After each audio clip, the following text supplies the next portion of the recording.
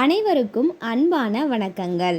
இன்னைக்கு நம்ம சிவகங்கை மாவட்டத்துக்கு அருகில் இருக்கிற தாயமங்கலம் அப்படிங்கிற ஊரில் எழுந்தருளி இருக்கிற முத்துமாரியம்மனோட வரலாறை பற்றி தான் பார்க்க போகிறோம்.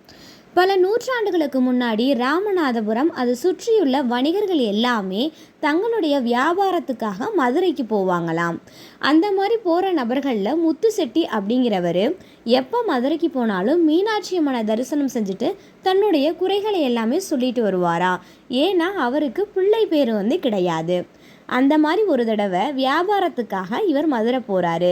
மதுரை போயிட்டு மீனாட்சி அம்மனையும் சொக்கநாதரையும் மனமுருகி வேண்டிக்கிட்டு இவர் திரும்ப பயணம் மேற்கொள்கிறாரு.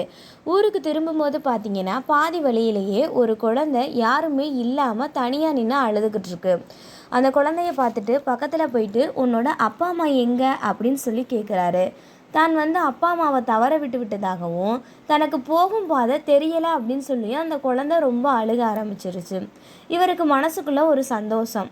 மீனாட்சி அம்மன்ட்ட இப்போ தான் நம்ம மனமுருகி வேண்டிட்டு வந்தோம், ஒருவேளை மீனாட்சி அம்மனே நமக்கு அனுப்பிய குழந்தை இந்த குழந்தையா இருக்குமோ அப்படின்னு நினச்சிக்கிட்டு குழந்தைய வாரி அணைச்சி தன்னுடன் அழைத்து செல்கிறாரு. பயண களைப்பு போகிறதுக்காக கொஞ்சம் தூரத்தில் ஒரு ஆத்தோரமாக நிப்பாட்டிட்டு கரையில் அந்த குழந்தைய உட்கார வச்சுட்டு இவர் குளிக்க போகிறாரு. குளிச்சுட்டு திருப்பி வரும்போது பார்த்தீங்கன்னா அந்த குழந்தைய காணோம். சுற்றி இருக்கிற எல்லா இடத்துலையும் அந்த குழந்தைய தேடுறாரு. எங்கேயுமே அந்த குழந்தை கிடைக்கல. தெய்வமாக அனுப்பிய குழந்தைய நம்ம இப்படி தவற விட்டுட்டோமே அப்படின்னு ரொம்ப மனவேதனை அடைகிறாரு.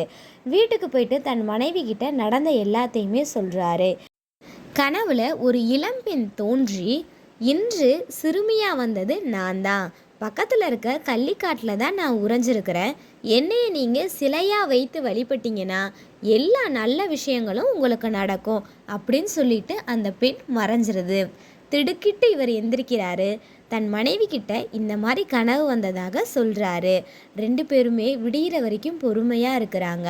விடிஞ்சதுமே அந்த இடத்துக்கு போய் மணலால் ஆன சிலை செய்து வழிபட ஆரம்பிக்கிறாங்க. இந்த செய்தி அறியவும் பக்கத்தில் இருக்க ஊர் மக்கள் எல்லாருமே வழிபட தொடங்குறாங்க. 1914ஆம் ஆண்டு தான் இங்கே அம்மனுக்கு கருங்கல்லாலான சிலையே வடிக்கப்பட்டது. அது வரைக்கும் மணலாலான சிலையை வச்சு தான் வழிபடுறாங்க. அம்மை நோய் உள்ளவங்க, உடல் உபாதைகளால் பாதிக்கப்படுறவங்க, கல்யாணம் முடியாதவங்க, பிள்ளை பேர் இல்லாதவங்கெல்லாம் இந்த தலத்துக்கு வழிபட்டு செஞ்சால் நல்லபடியாக நடக்கும் அப்படிங்கிற நம்பிக்கை எல்லார்கிட்டையுமே இருக்குது.